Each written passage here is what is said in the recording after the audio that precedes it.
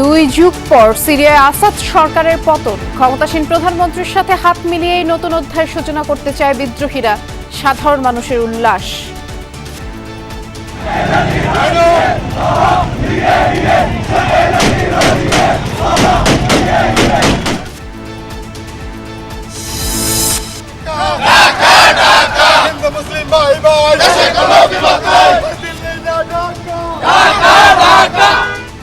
ভারতীয় দূতাবাস অভিমুখে বিএনপির ৩ অঙ্গ সংগঠনের পদযাত্রা, দেয়া হলো স্মারকলিপি।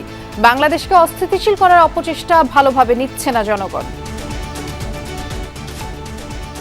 ভয়ঙ্কর মিথ্যা কথার দেশটি তৈরি করে গোটা বিশ্বকে বিভ্রান্ত করার যে প্রচেষ্টা চালাচ্ছেন, সেটাতে কোনো লাভ হবে না। আইনি প্রক্রিয়া শেষ করেই দেশে ফিরবেন তারেক রহমান। লন্ডনের মতবিনিময় সভায় বললেন মির্জা ফখরুল, জানিয়েছেন ভোটের জন্য পুরোপুরি প্রস্তুত বিএনপি। তার কতগুলো লিগ্যাল ইস্যু আছে, সেই ইস্যুগুলোর কাজ হচ্ছে কাজ শেষের অঞ্চলে চলে যায়। ডক্টর ইউনূসের বিরুদ্ধে শ্রম আদালতে করা 5 মামলা বাতিলে হাইকোর্টের রায় বহাল, চ্যালেঞ্জ করা রাষ্ট্রপক্ষের আবেদন আপিলে খারিজ। অবৈধভাবে থাকতে পারবে না কোনো বিদেশি, জানালেন স্বরাষ্ট্র উপদেষ্টা। বাংলাদেশের বিরুদ্ধে চলা অপপ্রচার রুখতে গণমাধ্যমকে সত্য উন্মোচনের আহ্বান। 1 জানুয়ারি হচ্ছে না বই উৎসব, চলছে পরিবর্তন পরিমার্জন, জানালেন শিক্ষা উপদেষ্টা। এবার কিছুটা বিলম্বে নতুন বই পাবে শিক্ষার্থীরা। সেন্ট মার্টিন ভ্রমণে মানা হচ্ছে না সরকারের 14 ধরনের বিধিনিষেধ। মধ্যরাতে উচ্চ শব্দে চলে পার্টি, হই হুল্লোড়, মিশ্র প্রতিক্রিয়া পর্যটকদের। জীবনের শেষ অন্তিম পর্যায়ে বন্ধু বান্ধবকে পাইছি, এ অনুযায়ী একটু শৃঙ্খলা ভঙ্গ করাই যেতে পারে। বেশিরভাগই দেখাতে শিক্ষিত মানুষজন নিয়ে আসে, তারা সেভাবে ময়লা আবর্জনা ফেলা বা এগুলো থেকে রেস্ট্রিকশন মানে। এখন যদি ওপেন করেছে, সেই ক্ষেত্রে ট্যুরিস্টদের ফ্যাসিলিটি দিতে হবে।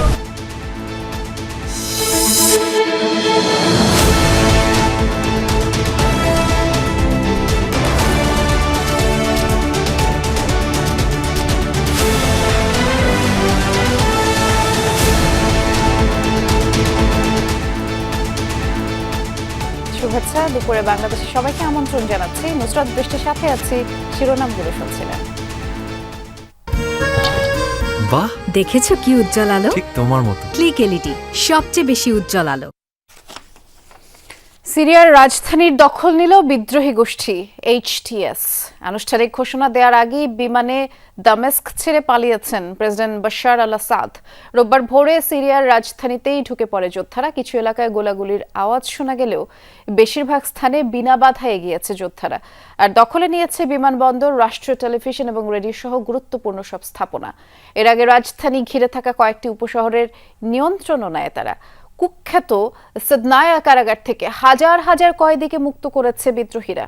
শুক্রবারই কৌশলগত গুরুত্বপূর্ণ শহর হোমসের নিয়ন্ত্রণ নেয় এইচটিএস। এদিকে সীমান্ত পাড়ি দিয়ে দলে দলে সরকারি সেনারা আশ্রয় নিয়েছে প্রতিবেশী ইরাকে।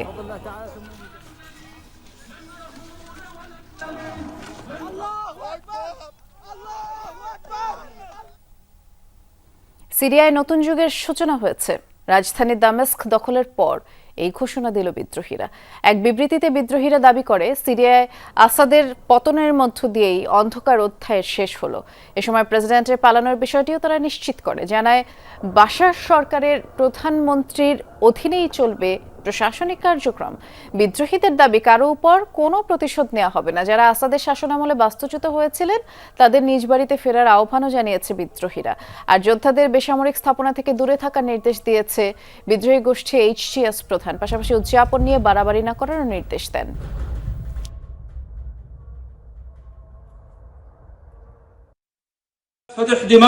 স্বৈরাচার আসাদের পতন হয়েছে, সিরিয়া মুক্ত হয়েছে। বিনা অপরাধে যাদের বন্দী করে রেখেছিল তাদের কারাগার থেকে মুক্তি দেয়া হয়েছে।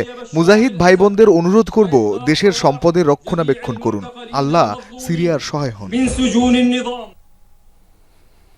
সিরিয়ায় আসাদ পরিবারের 54 বছরের রাজত্ব, অথচ পতন মাত্র 11 দিনেই ঘটল। বিদ্রোহীদের নজিরবিহীন উত্থানে গদি ছেড়ে পালালেন 24 বছর মসনদ আঁকড়ে রাখা প্রেসিডেন্ট বাশার আল আসাদ। বহুবার চ্যালেঞ্জের মুখে পড়ে ক্ষমতা ধরে রাখলেও এবার আর শেষ রক্ষা হলো না। বাবার মৃত্যুর পর 2000 সালে হঠাৎই রাজনীতিতে আগমন ঘটেছিল বাশার আল আসাদের। আলোচনায় না থেকেও বনে যান প্রেসিডেন্ট। মূলত সড়ক দুর্ঘটনায় ভাই বাসেল আল আসাদের মৃত্যুর পরই ক্ষমতার দরজা খুলে যায় বাশারের জন্য।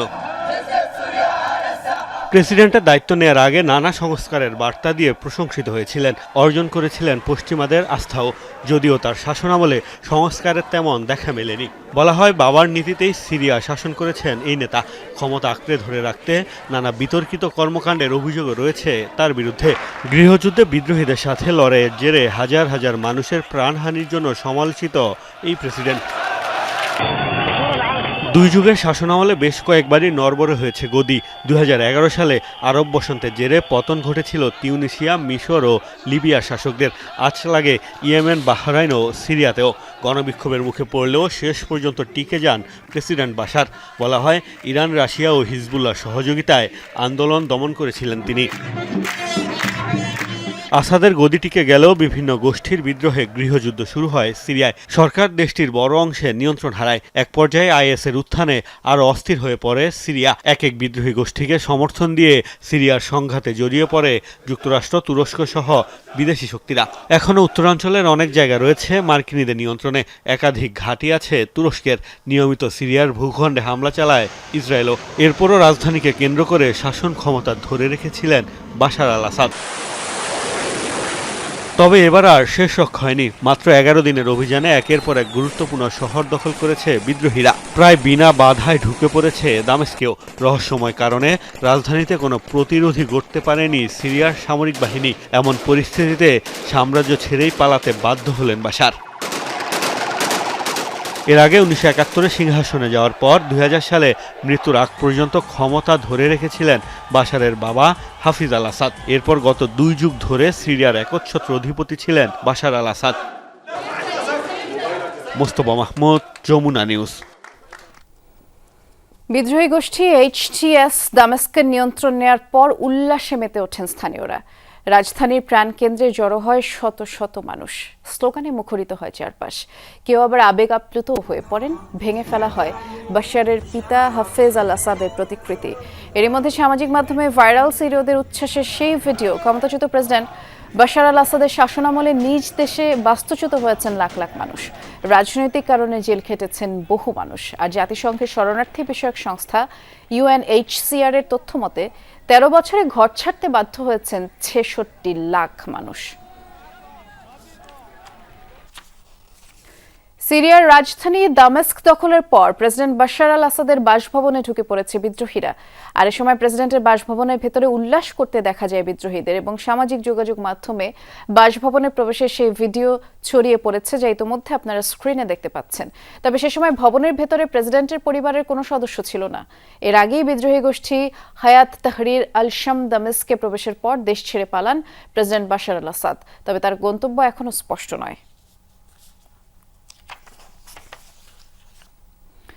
ভারতের আশ্রয় থেকে শেখ হাসিনা বাংলাদেশের পরিস্থিতি অস্থিতিশীল করার অপচেষ্টা করে যাচ্ছে, যা এদেশের জন্য ভালোভাবেই নিচ্ছে না, এমনটা উল্লেখ করে ভারতীয় হাইকমিশনে স্মারকলিপি দিল বিএনপির 3 অঙ্গ সংগঠন। আর এর আগে নয়াপল্টন থেকে ভারতীয় হাইকমিশন অভিমুখে প্রতিবাদী পদযাত্রা করেন নেতাকর্মী ও সমর্থকরা।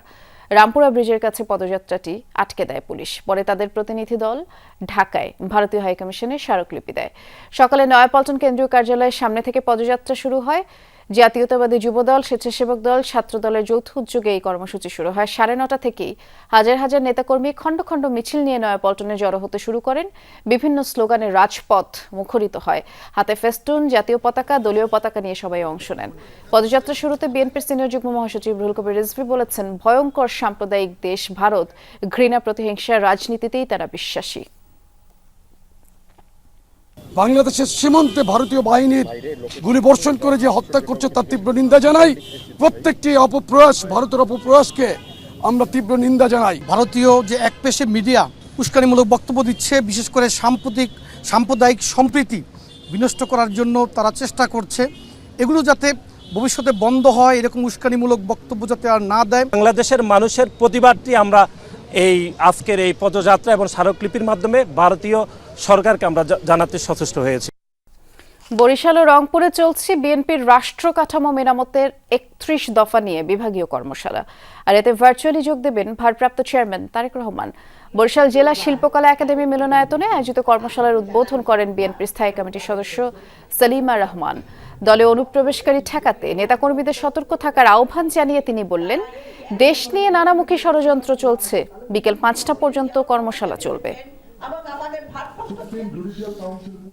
রংপুরেও শিল্পকলা একাডেমি মিলনায়তনে প্রশিক্ষণ কর্মশালা চলছে, যাতে যোগ দিয়েছেন বিভাগের ৮ জেলার নেতাকর্মীরা। ৩১ দফার বার্তা জনগণকে জানাতে নানা দিক থেকেই নির্দেশনা দিচ্ছেন বক্তারা, এবং তারা বললেন যে জনগণ দ্বারা নির্বাচিত সরকারই জাতীয় সমৃদ্ধি আনতে পারে। এবং দুপুরে অনলাইনে যুক্ত হয়ে বক্তব্য রাখবেন বিএনপির ভারপ্রাপ্ত চেয়ারম্যান তারেক রহমান।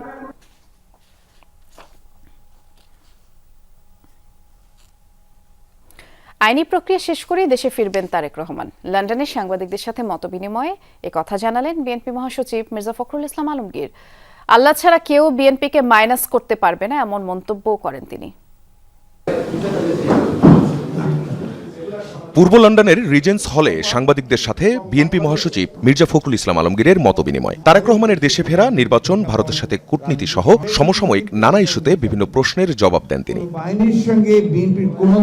বলেন, দলের ভারপ্রাপ্ত চেয়ারম্যান তারেক রহমান তখনই দেশে ফিরবেন যখন দল চাইবে। তাছাড়া আইনি জটিলতা শেষ করারও বিষয় আছে। দল যখন মনে করবে তার এই মুহূর্তে যাওয়া প্রয়োজন, সেই মুহূর্তে চলে যাবেন। ১, ২ নম্বর, সবাই জানেন যে তার কতগুলো লিগ্যাল ইস্যুজ আছে, সেই ইস্যুগুলোর কাজ হচ্ছে কাজ শেষ হলে চলে যাবে। নির্বাচন ইস্যুতে মহাসচিব বলেন, বিএনপি ভোটের জন্য পুরোপুরি প্রস্তুত, তবে অন্তর্বর্তী সরকার যখন মনে করবে সংস্কার হয়েছে তখনই নির্বাচন হবে। বিএনপিকে নির্বাচনের জন্য প্রস্তুতি নিতে অলওয়েজ প্রস্তুত। কালকে বলবেন কালকে আমি নির্বাচনে যাব। ড্রাইভিং সিটটা হচ্ছে ডক্টর ইউনূসের, এবং ওনাকেই বলতে হবে যে উনি কবে ইলেকশন করতে চান। আমরা বারবার বলছি যে যৌক্তিক সংস্কারটা আমরা চেয়েছি। বিএনপি ক্ষমতায় গেলে কেমন হবে ভারতের সাথে পররাষ্ট্রনীতি? মির্জা ফখরুল বলেন, প্রয়োজন অনুযায়ী নীতি হবে, সার্বভৌমত্ব ইস্যুতে কোনো ছাড় নয়। ভারতের সঙ্গে নীতি আবিষ্কার নির্ভর করবে আপনার আমাদের প্রয়োজনের উপরে, তাগিদের উপরে, কি সমস্যা তার উপরে। কিন্তু আমার সোভারেন্টিতে, আমার সার্বভৌমত্বের পরে যদি কোনো হাত পড়ে, সেটা আমরা কোনোদিন সহ্য করব না। ভারতে বসে দেয়া শেখ হাসিনার বিভিন্ন বক্তব্যের সমালোচনাও করেন মির্জা ফখরুল। তুমি যখন যা খুশি তাই বলে যান। আখলাকুস সাফা, যমুনা নিউজ। অবৈধভাবে বসবাসকারী কোনো বিদেশি নাগরিককে বাংলাদেশে থাকতে দেয়া হবে না বলে জানিয়েছেন স্বরাষ্ট্র উপদেষ্টা অবসরপ্রাপ্ত লেফটেন্যান্ট জেনারেল মোহাম্মদ জাহাঙ্গীর আলম চৌধুরী। সচিবালয়ে সাংবাদিকদের বলেছেন, বিভিন্ন দেশের অনেক নাগরিক আছেন বাংলাদেশে, তবে ঠিক কত সংখ্যক বিদেশি আছেন তা অস্পষ্ট। জানিয়েছেন, নির্দিষ্ট কোনো দেশ নয়, বরং সব দেশের নাগরিকদের জন্যই এই নিয়ম প্রযোজ্য হবে। এ সময় সাংবাদিকদের প্রশ্নের জবাবে তিনি বললেন, সব সীমান্তে কড়া নজরদারি আছে, অহেতুক প্রোপাগান্ডা চালানো হচ্ছে। গণমাধ্যমকে সত্য উন্মোচনের আহ্বান জানান তিনি। এর আগে অবৈধভাবে বাংলাদেশে অবস্থানরত কর্মরত বিদেশি নাগরিকদের অবিলম্বে যোগাযোগ করতে সতর্কীকরণ বিজ্ঞপ্তি দেয় স্বরাষ্ট্র মন্ত্রণালয়। প্রয়োজনীয় কাগজপত্র সহ বৈধতা অর্জনের অনুরোধ জানানো হয়, অন্যথায় প্রয়োজনীয় আইনি ব্যবস্থা নেওয়া হবে।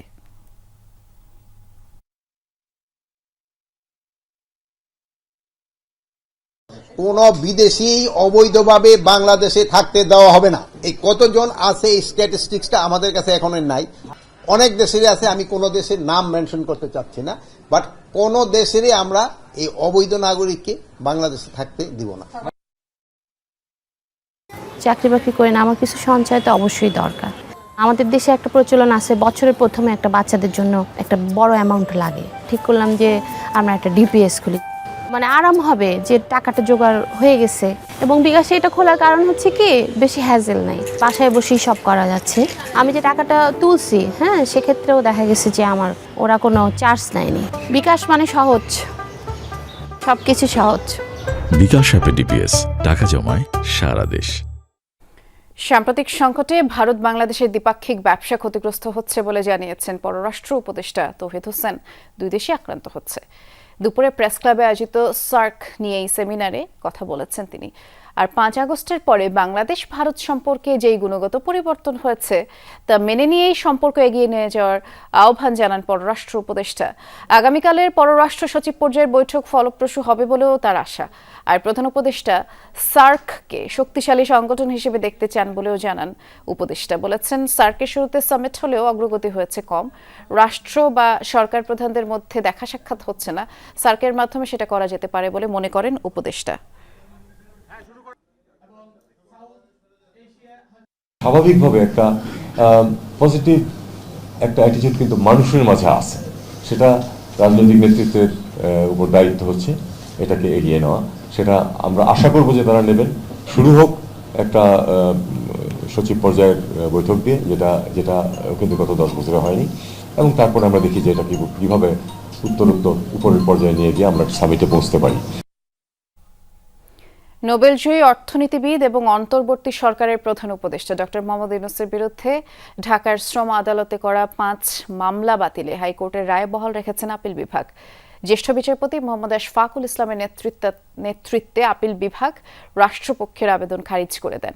এর আগে মামলাগুলোর বিষয়ে জারিকৃত রুল নিষ্পত্তি করে গত 24 অক্টোবর আলাদা রায় দেন বিচারপতি এ.কে.এম. আসাদুজ্জামান ও বিচারপতি সৈয়দ এনায়েত হোসেনের হাইকোর্ট বেঞ্চ। পরে এর বিরুদ্ধে আপিল বিভাগে আবেদন করে রাষ্ট্রপক্ষ। 2019 সালে 3 জুলাই ঢাকার তৃতীয় শ্রম আদালতে ডক্টর ইউনূস সহ 3 জনের বিরুদ্ধে মামলা করেন তার প্রতিষ্ঠান গ্রামীণ কমিউনিকেশনসের চাকরিচ্যুত সাবেক 3 কর্মচারী। এসব মামলা বাতিল চেয়ে ডক্টর মোহাম্মদ ইউনূস 2020 সালে হাইকোর্টে আবেদন করেছিলেন, আর তখন হাইকোর্ট মামলা বাতিলের রুল জারি করেন। শ্রমিকদের বিভিন্ন বেতন টেতন সংক্রান্ত পাওয়া সম্পর্কে এইখানে ডক্টর ইউনূস সাহেবের কোনো সংশ্লিষ্টতা নাই, কারণ উনি নামে মাত্র চেয়ারম্যানের কোনো এক্সিকিউটিভ পাওয়ার নাই। আবারও আমন্ত্রণ, দুপুরে বাংলাদেশ দেখছেন। নতুন বছরে 1 জানুয়ারি বই উৎসব হচ্ছে না বলে জানিয়েছেন প্রাথমিক ও গণশিক্ষা উপদেষ্টা অধ্যাপক বিধান রঞ্জন রায় পোদ্দার। খুলনায় বিভাগীয় পর্যায়ে কর্মকর্তাদের সাথে মতবিনিময় শেষে তিনি আরও বলেছেন, প্রতিটি শ্রেণীর বইয়ে কিছু পরিমার্জন ও পরিবর্তন করায় এবছর বই ছাপাতে দেরি হচ্ছে, আর তাই শিক্ষার্থীদের হাতে বই তুলে দিতেও বিলম্ব হবে। তবে জানুয়ারির মধ্যেই শিক্ষার্থীদের মাঝে বই বিতরণ করা যাবে বলেই তিনি আশা করেন। বিধান রঞ্জন আরও জানিয়েছেন, আগামী 5 বছরের মধ্যে পর্যায়ক্রমে সকল প্রাথমিক বিদ্যালয়ে মিড ডে মিল চালু করা হবে, যা আগামী বছরে প্রকল্প আকারে শুরু করা হবে। বাইরের একটা দেশের কিছু বই ছাপার কথা ছিল, ফলে সেগুলো আমাদের বাতিল করতে হয়েছে, ফলে নতুন করে আবার টেন্ডার করতে হয়েছে কিছু বইয়ের জন্য। সেই সব কারণে আমরা একটু পিছিয়ে আছি। ফলে আমরা এবার অন্যান্যবার যেভাবে বই উৎসব 1 জানুয়ারি করা হয়, আমরা ঠিক এই ধরনের উৎসবে যাচ্ছি না। ধানমন্ডি থানার শিক্ষার্থী শামীম হত্যা মামলায় নতুনভাবে সাবেক মন্ত্রী অবসরপ্রাপ্ত লেফটেন্যান্ট কর্নেল ফারুক খান, সাবেক এমপি সাদেক খান, ঢাকা বিশ্ববিদ্যালয় ছাত্রলীগের সাবেক সাধারণ সম্পাদক তানভীর হাসান সৈকত এবং ডিএসসিসির সাবেক কাউন্সিলর হাসিবুর রহমান মানিকে 3 দিন করে রিমান্ড দিয়েছেন আদালত। রোববার সকাল 10টার পর তাদের এই মামলায় আটক দেখিয়ে আদালতে হাজির করা হয়। তদন্তকারী কর্মকর্তা তাদের আরও জিজ্ঞাসাবাদের জন্য 5 দিনের রিমান্ড আবেদন করেন। তবে আসামি পক্ষের আইনজীবীরা রিমান্ড বাতিল চেয়ে আদালতে যুক্তি তুলে ধরেন। বলেন, এই ঘটনায় আসামিদের কোনো সম্পৃক্ততা ছিল না। পরে তারা জামিনের আবেদন করেন, আর দুপক্ষের শুনানি শেষে সিএমএম আদালত প্রত্যেকের 3 দিন করে রিমান্ড মঞ্জুর করেন। এর আগেও তারা একাধিক মামলায় রিমান্ডে ছিলেন।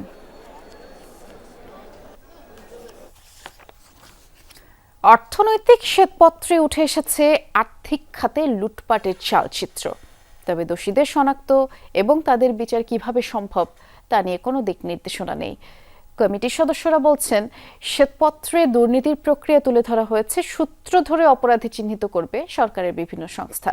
আর বিশ্লেষকরা বলছেন, অভিযোগের বিষয় সুনির্দিষ্ট না করায় ফাঁকফোকর গোলে অপরাধীরা বেরিয়ে যাবে। আওয়ামী লীগ শাসন আমলে ব্যাংকিং খাতে হয়েছে সবচেয়ে বেশি অনিয়ম দুর্নীতি। ঋণের নামে পাচার হয়েছে ব্যাংকের টাকা। আর্থিক অনিয়ম দুর্নীতি ও লুটপাট নিয়ে প্রকাশিত শ্বেতপত্রেও উঠে এসেছে সেই চিত্র। এতে উল্লেখ করা হয়, ব্যাংকিং খাতে দুর্দশাগ্রস্ত ঋণের পরিমাণ প্রায় 7 লাখ কোটি টাকা। শ্বেতপত্র প্রণয়ন কমিটির পক্ষ থেকে বলা হয়, স্বল্প সময়ে ব্যাংক লুটপাটের প্রক্রিয়া তুলে ধরা হয়েছে। গভীরভাবে খতিয়ে দেখা গেলে বেরিয়ে আসবে আরও ভয়াবহ অনিয়ম। আমরা চেষ্টা করেছি যতটুকু সম্ভব যে প্রক্রিয়ার মাধ্যমে লুটপাটগুলো হয়েছে সেই প্রক্রিয়াটাকে সামনে আনা, এবং যারা এর জন্য দায়ী তাদের কিছু বিষয় আমরা সামনে আনলেও গভীরভাবে বিষয়গুলো খতিয়ে দেখার দায়িত্ব কিন্তু সরকারের যে বিভিন্ন প্রতিষ্ঠানগুলো আছে তাদের, কারণ এইসব জায়গায় অনেক ফরেন্সিক এভিডেন্স দরকার। আমি মনে করি যে শ্বেতপত্রের যে দায়িত্ব ছিল সেই কাজটা আমরা করেছি। আমরা বিষয়গুলোকে সামনে তুলে এনেছি খুবই অর্গানাইজডভাবে এবং খুব একটা বলা যায় যে সামগ্রিক একটা চিত্র তুলে ধরার চেষ্টা করেছি। অনিয়ম এবং দুর্নীতির চিত্র তুলে ধরা হলেও জড়িতদের বিষয়ে শ্বেতপত্রে নেই স্পষ্ট ধারণা, তাই দায়ীদের আইনের আওতায় আনা কঠিন হবে বলে মনে করেন বিশ্লেষকরা। যে শুধুমাত্র দুর্নীতি হয়েছে অতটুকু বললে তো হবে না, অতটুকু বললে তো আপনি শাস্তিরও বিধান করতে পারবেন না। আপনি কোন কোন ঘটনাগুলো নিয়ে হয়েছে, কার আমলে কতটুকু হয়েছে, কি কি কারণে হয়েছে, কোন সার্কুলারের জন্য হয়েছে, কোন সার্কুলার প্রোটেকশন দিয়েছে, কোন সার্কুলার উৎসাহিত করেছে, এগুলো উল্লেখ করতে হবে। তা না হলে তো আসলে আপনার এইগুলোকে উদ্ঘাটন করা যাবে না, দুর্নীতির সূত্রগুলো উদ্ঘাটন করা যাবে না। শ্বেতপত্রের সূত্র ধরে সরকারের বিভিন্ন সংস্থা তদন্তে নামলে দায়ীদের চিহ্নিত করা সহজ হবে। এখন সরকার কতটা গুরুত্বের সাথে বিষয়টি নিচ্ছে তার উপর নির্ভর করছে শ্বেতপত্রের সফলতা। যারা এইসব বিষয়ে দায়ী তাদের বিরুদ্ধে অভিযোগ গঠন করা, মামলা করা, তাদের ব্যাপারে পুরো প্রমাণপত্রগুলো তৈরি করা, ফাইলের যে কেসের জন্য যে ফাইলগুলো, এভিডেন্সগুলো যেগুলো কালেক্ট করতে হয়, এই পুরো প্রক্রিয়াটা করতে যে ধরনের দক্ষতা, যে ধরনের এক্সপার্ট এবং যে ধরনের ডিপার্টমেন্টের যে অভিজ্ঞতাগুলো দরকার, সেগুলো কিন্তু সরকারের বিভিন্ন দপ্তরে আছে। খেয়াল রাখতে হবে যে এভিডেন্সগুলো কালেক্ট করার সময় তারা যেন এমন কোনো ফাঁকফোকর যেন না থাকে যাতে এরা আবার পার পেয়ে যায়। পরিবর্তিত এই সময়ে আর্থিক খাতের অনিয়ম বন্ধে কার্যকর উদ্যোগ নিতে হবে, তা না হলে অর্থনীতির ভিত্তি টেকসই করা কঠিন হবে। আলমগীর হোসেন, যমুনা নিউজ, ঢাকা।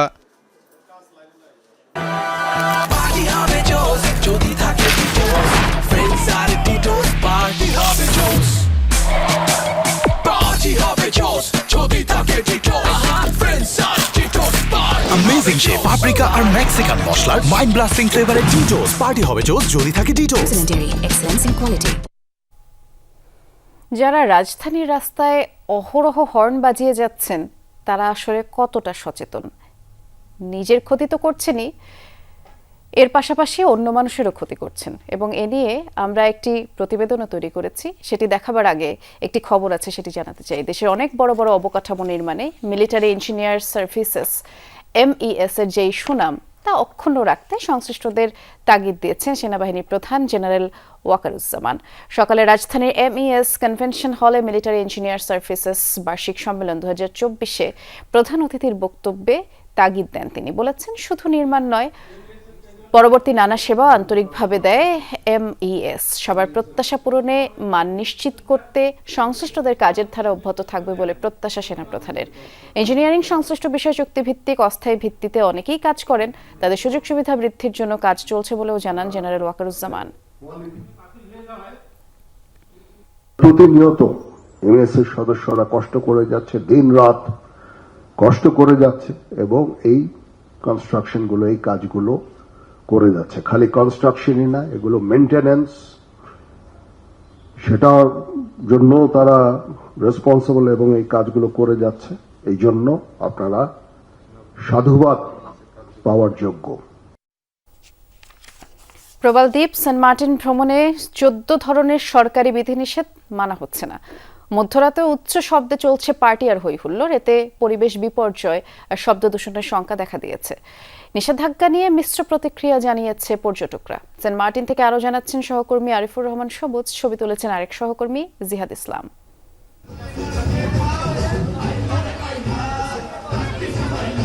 মধ্যরাত পুরো দ্বীপ যখন ঘুমিয়ে তখন এভাবেই সাউন্ড বক্সে উচ্চ স্বরে গান বাজিয়ে হই হুল্লোড় চলছে বিশ্ববিদ্যালয়ের একদল শিক্ষার্থীর।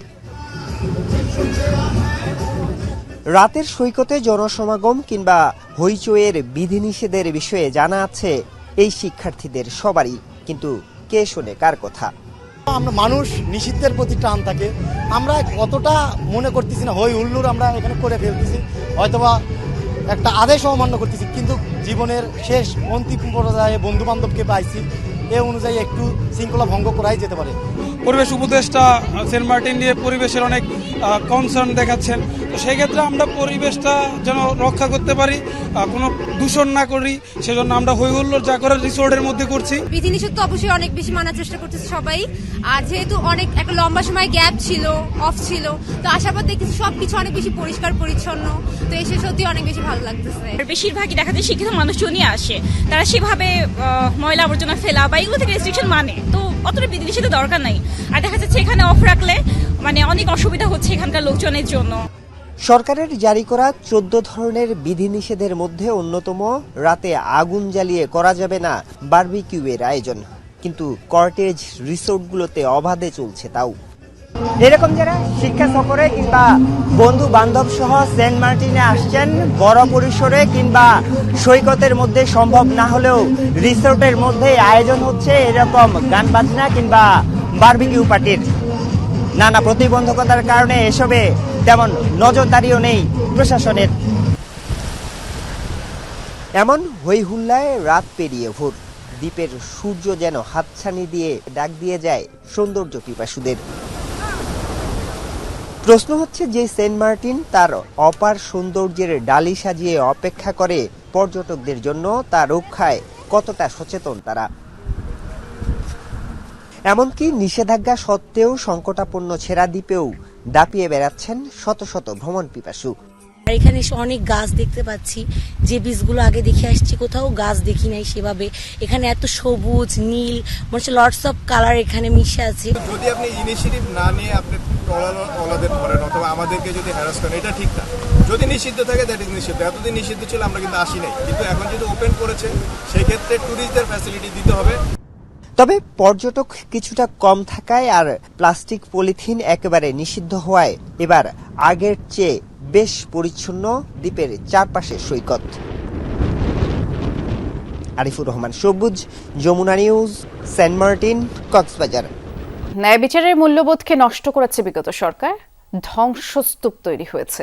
তাই বিচার বিভাগে প্রাতিষ্ঠানিক সংস্কার চলছে, ফলে আগামীতে সুবিচার নিয়ে আর আক্ষেপ থাকবে না বলে মন্তব্য করেছেন প্রধান বিচারপতি সৈয়দ রেফাত আহমেদ। সকালে নাগরিক প্ল্যাটফর্মে সেমিনারে উদ্বোধন করেন তিনি। এ সময় অর্থনীতিবিদ ডক্টর দেবপ্রিয় ভট্টাচার্য বলেছেন, আগের অর্থ পাচার আর লুটপাটের বিচার না হলে জুলাই বিপ্লবের প্রতি সম্মান জানানো হবে না। মানুষগুলোর কথা আগামী দিনে নিয়ে না যায়। পিছিয়ে পড়া জনগোষ্ঠী নিয়ে নাগরিক প্ল্যাটফর্মের আয়োজন শুরু রোববার। লক্ষ্য, সমাজে যারা বৈষম্যের শিকার তাদের জীবনযাত্রা সহজ করা, যেখানে নিশ্চিত হবে মৌলিক অধিকারও। সেহেতু আমরা সরকার বদল করে। সূচনা বক্তব্যে ডক্টর দেবপ্রিয় ভট্টাচার্য বলেন, দেশের পিছিয়ে পড়া মানুষের কথা কেউ শুনতে চায় না। ক্ষমতার পালাবদল হলেও বাস্তবতা বদলায়নি। সরকার বদল হলেই শাসন ব্যবস্থার বদল হয় না, সরকার বদল হলেই রাষ্ট্রের পরিবর্তন হয় না। রাষ্ট্রের পরিবর্তন করতে হলে যাদের অনুকূলে আমরা রাষ্ট্র পরিচালনা করতে চাই তাদের কণ্ঠস্বরকে শক্তিশালী করতে হবে। তাদের কণ্ঠস্বর যদি আমরা ক্ষমতার অলিন্দে পৌঁছাতে না পারি, তাহলে কেউ তাদের কথা শুনবে না। সম্মেলনে যোগ দিয়ে দেশি বিদেশি অতিথিরা বলেন, বাংলাদেশে এখন শুধু সংস্কার নিয়ে ভাবলে চলবে না, দরকার ব্যাপক পরিবর্তন। একই সাথে নিশ্চিত করতে হবে তথ্যের অবাধ প্রবাহ। বাংলাদেশে যেসব সংস্কার চলছে এগুলো শুধু নিছক বুদ্ধি না, এগুলো এমন সব উদ্যোগ যেগুলো বাস্তবায়ন করা জরুরি। তাহলেই রাষ্ট্রের শৃঙ্খলা ফিরবে, ক্ষমতায় ভারসাম্য আসবে এবং সম্পদের সঠিক বন্টন হবে। Bottom up enterprises, social SMEs, social businesses, the private sector, সবাইকে মিলে আমাদের এটা একটা ইনক্লুসিভ রিপ্রেজেন্টেটিভ রিপোর্ট যাতে হয়।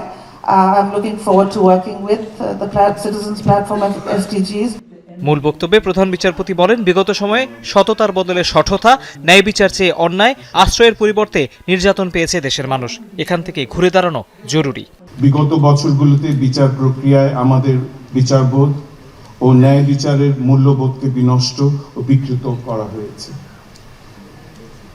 সততার বদলে সততা, অধিকারের বদলে বঞ্চনা, বিচারের বদলে নিপীড়ন, আশ্রয়ের বদলে নির্যাতনকে স্বাভাবিক ব্যাপারে পরিণত করা হয়েছে। রাজধানীর BICC-তে নাগরিক প্ল্যাটফর্মের এই আয়োজন শেষ হবে সোমবার বিকেলে। তৌহিদ হোসেন, যমুনা নিউজ, ঢাকা। গত 15 বছরে আমাদের রাজনৈতিক ও সংস্কৃতির অধপতন হয়েছে বলে মন্তব্য করেছেন সংস্কৃতি উপদেষ্টা মোস্তফা সরোয়ার ফারুকী। তিনি বলেছেন, শাহবাগের আড্ডায় পূজা বড়দিন নিয়ে আলোচনা হলেও ঈদ নিয়ে অনাগ্রহ ছিল, কিন্তু ধর্মীয় এই বিভাজন তো থাকার কথা ছিল না। জুলাই আন্দোলন আমাদের আলোর দিকে নিয়ে যাচ্ছে বলেও মনে করেন তিনি। রাজধানীর বিশ্ব সাহিত্য কেন্দ্রে তিনি ভ্রাম্যমাণ বইমেলার উদ্বোধন করেন। জানিয়েছেন, বিশ্ব সাহিত্য কেন্দ্রের যে কোনো আয়োজনে অতীতের মতোই নিজেকে সম্পৃক্ত রাখবেন। কথা বলেন বাংলা একাডেমির সভাপতি শিক্ষাবিদ আবুল কাশেম ফজলুল হক। এই অনুষ্ঠানে বিশ্ব সাহিত্য কেন্দ্রের সভাপতি অধ্যাপক আব্দুল্লাহ আবু সাইদ বলেছেন, সোনার মানুষ তৈরি করতে না পারলে সোনার বাংলা তৈরি হবে না। এবছর 3টি গাড়ির মাধ্যমে দেশের 64টি জেলায় 128টি স্থানে বইমেলা ও সাংস্কৃতিক উৎসবের আয়োজন করার কথা জানানো হয়েছে। দুঃখজনকভাবে হলো সত্য যে আমি দেখেছি আমরা আমাদের শাহবাগের সেই সাংস্কৃতিক আড্ডাগুলোতে আপনি দেখবেন যে পূজা বড়দিন এগুলো নিয়ে আলোচনা হতো, কিন্তু ঈদ নিয়ে কথা বলাটা একটু ঠিক স্মার্ট জিনিস মনে হতো না। আমরা কাউকে আদার মনে করেছি, আবার কেউ আমাদেরকে আদার মনে করেছে, অপর ভেবেছে। আমি মনে করি এই অপর ভাবাটা বাংলাদেশের জন্য খুব ভালো কিছু না। হবিগঞ্জের বাহুবলে আধিপত্য বিস্তারকে কেন্দ্র করে 3 গ্রামবাসীর মধ্যে সংঘর্ষ চলছে, এতে অন্তত 50 জন আহত হয়েছেন। আমরা এ বিষয়ে খোঁজ খবর জানতে চাই। আমাদের সহকর্মী প্রদীপ দাস সাগর অপেক্ষা করছেন। দেখে আসতে চাই কি অবস্থা, কি নিয়ে এরকম একটি সংঘর্ষ হলো। প্রদীপ, জানাবেন। পুলিশ কি ঘটনাস্থলে গেছে? 50 জন আহত হয়েছে শুনলাম। বৃষ্টি আসলে আহতর যে সংখ্যাটি সেটি আসলে এর মধ্যে শতাধিক ছাড়িয়েছে এবং পুলিশ সেনাবাহিনী সহ আইনশৃঙ্খলা রক্ষায় যারা রয়েছেন তারা প্রত্যেক ঘটনাস্থলে গিয়েছেন এবং পরিস্থিতি এখন অনেকটাই নিয়ন্ত্রণে আছে। পুলিশ আমাদেরকে যেটি জানিয়েছে যে সকালবেলা ব্যাটারি চালিত অটোরিকশার যে ভাড়া, সেই ভাড়াকে কেন্দ্র করে ভাড়া 5 টাকা বেশি নেওয়াকে কেন্দ্র করে মূলত সংঘর্ষ সূত্রপাত হয় এবং কবিরপুর এবং সাতপাড়িয়া গ্রামের বাহুবলে এই দুটি গ্রামের সংঘর্ষ যখন শুরু হয় তখন এর পার্শ্ববর্তী যে গ্রামগুলো ছিল তারাও আসলে এই সংঘর্ষে জড়িয়ে পড়ে এবং প্রায় 2.5 থেকে 3 ঘন্টা ব্যাপী এই সংঘর্ষ চলে এবং যেহেতু এটি ঢাকা সিলেট মহাসড়কের সাথে একেবারেই মৌচাক এলাকা বাহুবলে, যে কারণে ঢাকা সিলেট মহাসড়কে যে যান চলাচল সেটিও আসলে দীর্ঘ সময় প্রায় 2 থেকে 2.5 ঘন্টা স্থগিত ছিল এবং দীর্ঘ যানজট আসলে উভয় দিকে তৈরি হয় এবং এর ফলে যাত্রীদের যে ভোগান্তি সেটিও আসলে চরমে ছিল। আর সব কিছু মিলিয়ে আসলে এখন পরিস্থিতি অনেকটাই ভালো এবং যে তুচ্ছ কারণ নিয়ে আসলে সংঘর্ষটি হয়েছিল, সংঘর্ষ চলাকালে অনেকে আসলে স্পষ্ট করে বলতেও পারেননি যে আসলে কী নিয়ে সংঘর্ষটি তৈরি হয়ে শুরু হয়েছে। যে পরবর্তীতে আমরা যেটুকু জানতে পেরেছি পুলিশের সাথে আলাপ করে আমাদেরকে বাহুবল সার্কেলের যিনি অতিরিক্ত পুলিশ সুপার জহিরুল ইসলাম তিনি আমাদেরকে যেটি জানিয়েছেন যে আগের চেয়ে পরিস্থিতি এখন ভালো হয়েছে। ধন্যবাদ বিস্তারিত জানানোর জন্য। চট্টগ্রামের সনাতন জাগরণ জোটের মুখপাত্র চিন্ময় কৃষ্ণ দাস সহ 164 জনের নাম উল্লেখ ও অজ্ঞাত প্রায় 500 জনকে আসামি করে মামলা দায়ের করা হয়েছে। সকালে চট্টগ্রাম মেট্রোপলিটন ম্যাজিস্ট্রেট আবু বকর সিদ্দিকের আদালতে ব্যবসায়ী এনামুল হক এই মামলা দায়ের করেন এবং আদালত মামলাটি আমলে নিলেও তাৎক্ষণিক কোনো আদেশ দেননি। মামলায় উল্লেখ, গত 26 নভেম্বর রাষ্ট্রদ্রোহের মামলায় চিন্ময়কে কারাগারে প্রেরণ ঘিরেই আদালত চত্বরে দফায় দফায় সংঘর্ষ হয়। আর সে সময় জমি রেজিস্ট্রি করতে আসে এনামুলকে বেধড়ক মারধর করা হয়। বাদীর দাবি, হত্যার উদ্দেশ্যে তার উপরে হামলা চালায় চিন্ময় অনুসারীরা। উনি তো হুকুমদাতা, ওনার হুকুমে এই ঘটনাটা হয়েছে। উনি এখানে উস্কানি দিছে। উনি যে যখন ওনার অনুসারীদেরকে বলছে তোমরা হামলা চালিয়ে যাও, তোমরা কে তোমাদের কাজ চালিয়ে যাও। চকবাজারের প্লাস্টিক ব্যবসায়ী হত্যা মামলার যশোর বাঘারপাড়া থানার মির্জাপুর মধ্যপাড়া থেকে এক নারীকে গ্রেফতার করেছে পুলিশ। এ সময় নিহতের ব্যবহৃত 2টি মোবাইল ফোন জব্দ করা হয়েছে। প্রাথমিক জিজ্ঞাসাবাদে নজরুল ইসলামকে হত্যার কথা স্বীকারও করেছে গ্রেফতারকৃত সাবিনা আক্তার। গত বুধবার রাজধানীর চকবাজারের পোস্তা এলাকা থেকে হাত পা মুখ বাঁধা অবস্থায় ব্যবসায়ী নজরুলের মরদেহ উদ্ধার করে চকবাজার মডেল থানা পুলিশ। এ ঘটনায় নিহতের বড় ভাই মামলা করলে অভিযান শুরু হয়। সাবিনা জানায়, চাকরির জন্য নজরুল ইসলামের সাথে তার পরিচয়। এক পর্যায়ে অনৈতিক সম্পর্কে তারা জড়িয়ে পড়েন। গত 2 ডিসেম্বর রাতে নজরুলের বাসায় তাদের মধ্যে বাকবিতণ্ড হয়। এক পর্যায়ে ক্ষিপ্ত নজরুলকে ভারী বস্তু দিয়ে মাথা ও মুখে গুরুতর আঘাত করে সাবিনা। জ্ঞান হারালে নজরুলের হাত পা মুখ বেঁধে ধারালো চাকু দিয়ে কেটে আলাদা করে নির্মমভাবে হত্যা করে। ভাগারপাড়া থেকে তাকে আমরা গ্রেফতার করতে সমর্থ হই। ঘটনার পরপরই 4 তারিখে ঘটনা সংগঠন করার পর সে ঢাকা থেকে 5 তারিখে যশোরে চলে যায়। অনূর্ধ্ব-19 এশিয়া কাপ ফাইনালের শিরোপা ধরে রাখার মিশনে ভারতের বিপক্ষে আগে ব্যাট করে 198 রানে অল আউট হয়েছে বাংলাদেশ এবং দলের হয়ে সর্বোচ্চ 47 রান করেছেন রিজন হোসেন। দুবাইয়ে ব্যাট হাতে সাবধানে শুরু করে দুই ওপেনার কালাম সিদ্দিকী, জাওয়াদ আবরার। সপ্তম ওভারের শুরুতেই মাত্র 1 রান করে ফেরেন কালাম, 20 রান করে আউট হন আরেক ওপেনার জাওয়াদ। ওয়েস্ট ইন্ডিজের বিপক্ষে সন্ধ্যা 7:30টায় সিরিজের প্রথম ওয়ানডেতে মাঠে নামবে বাংলাদেশ। সেন্ট কিটসের মধ্যে টাইগাররা প্রস্তুতি সেরেছে। লাল বলের লড়াই শেষ, এবার শুরু সাদা বলের রঙিন পোশাকে ক্যারিবিয়ানদের সাথে সিরিজ। টেস্টের ধকল কাটাতে কদিন বিশ্রামেই ছিল দল এবং টেস্ট সিরিজে সমতা আনায় সবাই বেশ ফুরফুরে মেজাজেই ছিল। নাজমুল শান্ত না থাকায় টেস্টের মতো এই সিরিজও দলের কান্ডারি মেহেদী মিরাজ। অনুশীলনের শুরুতে তিনি দলকে উজ্জীবিত করেন, এরপরে নেটে নিজেদের ঝালিয়ে নিয়েছেন ব্যাটার বোলাররা। বরাবরের মতো ব্যাটিংটাই থাকছে টাইগারদের সবচেয়ে বড় চিন্তার জায়গা হয়ে। মিরাজ চান দলগত পারফরম্যান্স। অধিনায়ক হিসেবেও মিরাজ নিজের কাজটা ঠিকমতো করতে চাওয়ার কথা জানিয়েছেন প্রথম ওয়ানডের আগে।